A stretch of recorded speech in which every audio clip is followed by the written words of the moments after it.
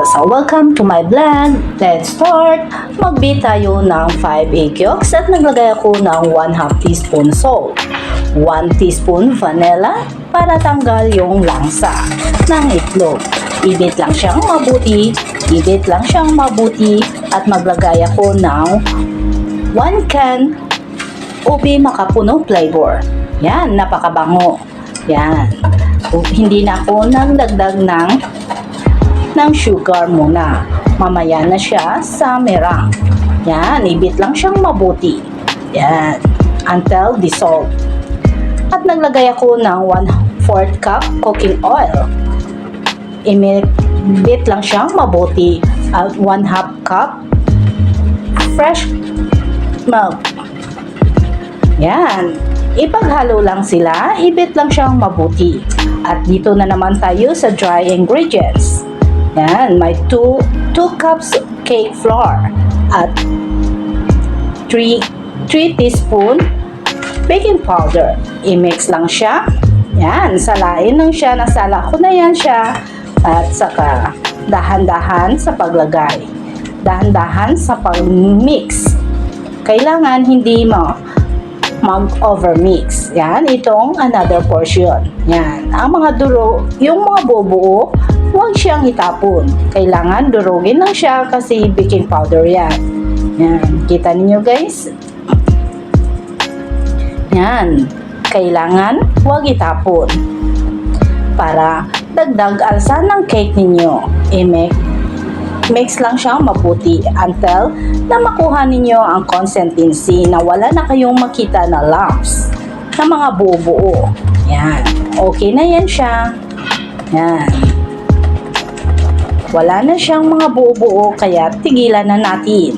Yan, scrape lang natin yung ilalim para pantay yung mixture natin. Yan, ganyan siya. Scrape lang siyang mabuti.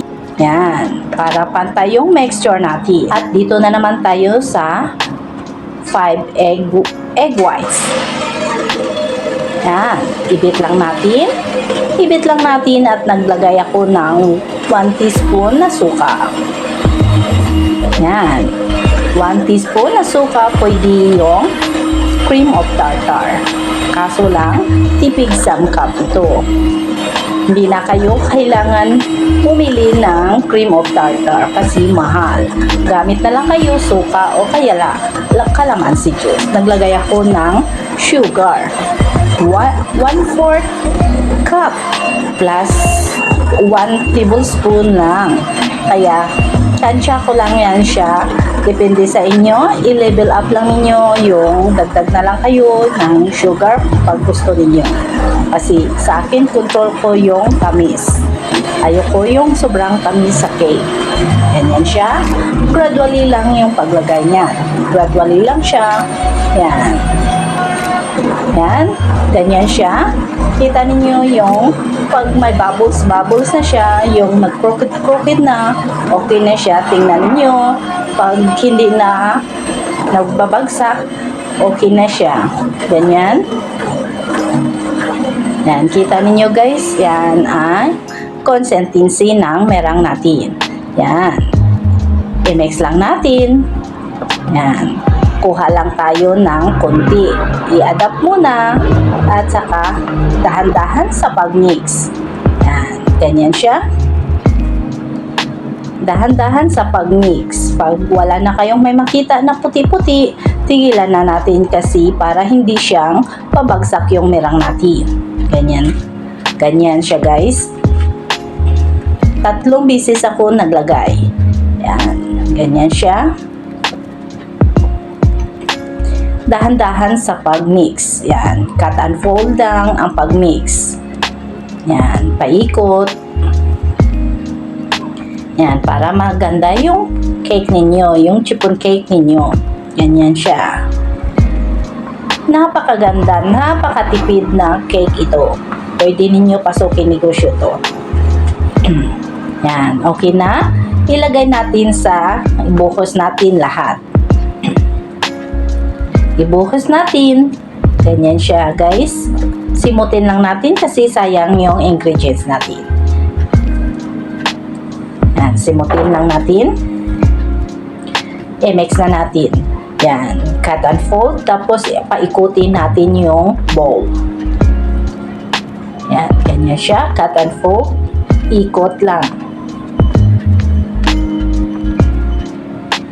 Pag wala na kayong makita na buo-buo, yan, tigilan na natin. Huwag puti. Yan. Kita ninyo guys, may buo-buo, pero yung bubbles yan. Yan, paikot. Yan, paikot ng yung bowl natin. Yan, ilagay na natin sa round pan. Yan, kailangan may parchment paper sa ilalim para hindi kayo mahirapan sa pagtanggal. Kailangan nakapag-preheat na kayo ng oven ninyo.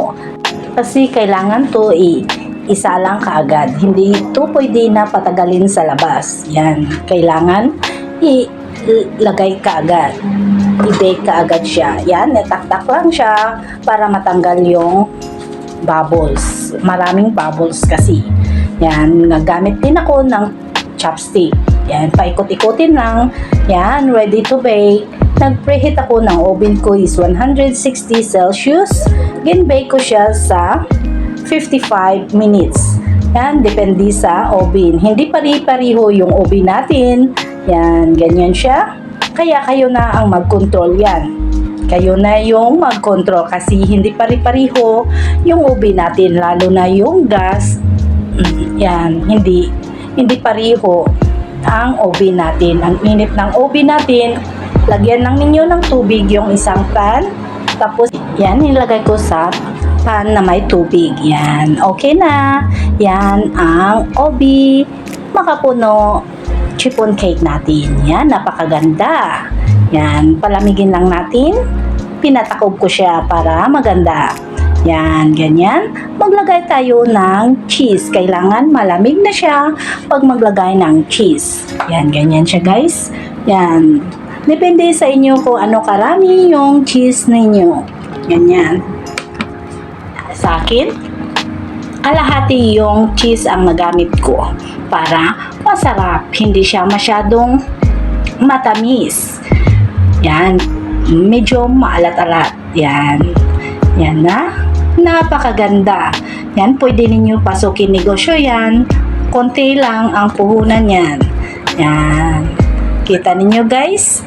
Yan. Yan ang ubi makapuno cheesecake natin. Yan. Ubi makapuno cheesecake. Napakasarap. Yan. Ganyan. I-try ninyo yan guys. Yan. Yung hindi pa nakasubscribe sa channel ko, please subscribe my channel.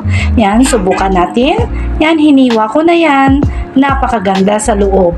Yan, tikman natin. Yan, napakasarap. Yan, kita ninyo guys, grabe yung alsa. Yan, napakalambot. Yan, ganyan siya. Tsak magustuhan ng pamilya ninyo guys. Yan. Pwede ninyo pasukin negosyo. Pwede ninyo i-level up. Yan. Maliliit lang ang puhunan yan. Kita ninyo? Yan. Napakasarap ang bango. Thank you for watching.